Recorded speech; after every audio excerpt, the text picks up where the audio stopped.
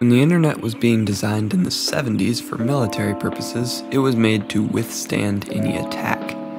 Most networks at the time were centralized. This allowed anything to communicate with anything else, going through only 2 wires. But it did have some downsides. If a wire for a thing was cut, that thing would be totally off the network.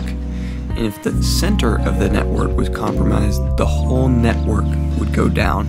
So the internet was designed as a decentralized system. This made it able to withstand attacks. If one thing is compromised, then the rest of the network will work just fine, and if a wire is cut, then that thing can still communicate with the rest of the network. This is what makes the internet so durable and so long-lasting. But how do all of these things communicate anyway?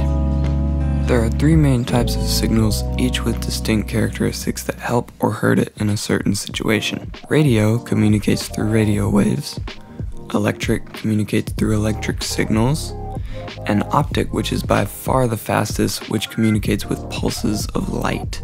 Radio is wireless, electric and optic are not.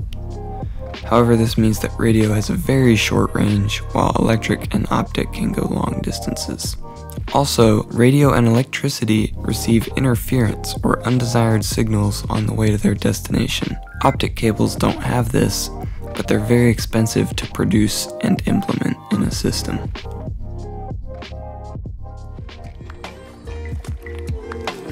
So that's cool. Your computer just sends a message to YouTube. Well, not so fast. First, your computer sends a radio signal to your router at home. Then, your router sends a signal to your ISP or internet service provider. Your ISP then sends a signal to YouTube.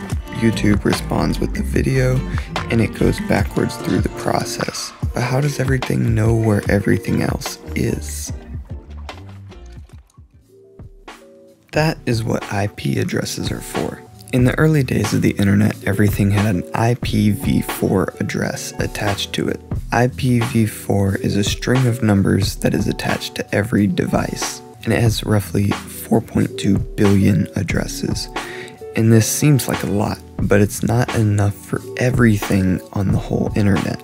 So IPv6 was invented. IPv6 has about 3.8 times 10 to the 38 possibilities. This is an obscenely large number that humans cannot even begin to understand. For perspective, there are an estimated 7.5 times 10 to the 18th grains of sand on all the beaches on Earth. Just try not to think about it too hard.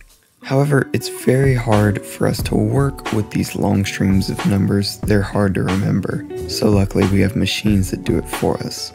DNS, or domain name server, converts these IP addresses into domain names and other names so that humans can work with them. Routing is getting a signal from one place to another as efficiently as possible. Let's take this as an example. YouTube can't send this whole video to you in one go. The bandwidth, or how much information can be sent at once, is not high enough. But what it can do is send you a lot of smaller signals very, very quickly. These smaller signals are called packets and are similar to mail that would be carried by mail trucks. One thing that mail trucks have to endure is traffic, and internet traffic is no different. The fastest lane might be crowded, so a network has multiple routers so that you can get to the destination many different ways to avoid traffic. A problem with this is that packets will arrive at different times if they take different routes. So a system called TCS was put in place. TCS makes sure all the packets get there and won't load the whole thing without all the packets. So why do images sometimes take longer to load than text on a website? And that's because images use a separate TCS for images so that the images don't clog the text TCS and your website can load in a reasonable amount of time. So what would happen if a hacker got access to your network? You'd be done, right? Luckily, your router sends its signals to SSL and TLS, two security technologies. TLS verifies the certificate of a website, and this certificate makes sure a website is legitimate.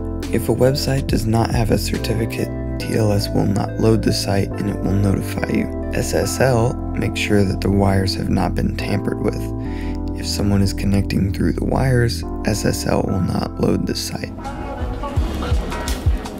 Thank you for watching this video, and hopefully you got something out of it.